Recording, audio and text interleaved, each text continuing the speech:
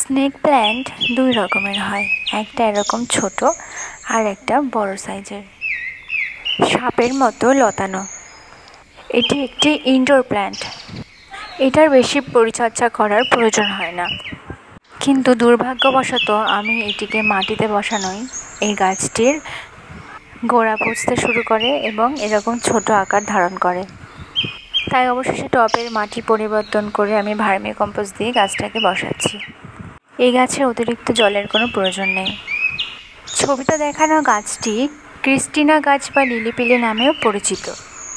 এটি রং বেরঙের পাতার জন্য বিখ্যাত। আর পাশের গাছটা দেখে তো চিনতেই পারছো, নয়নতারা গাছ।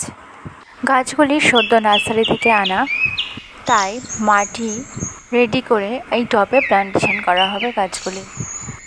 লিলিপিলি গাছগুলি ইনডোর আউটডোর দু জায়গাতেই ভালো হয়।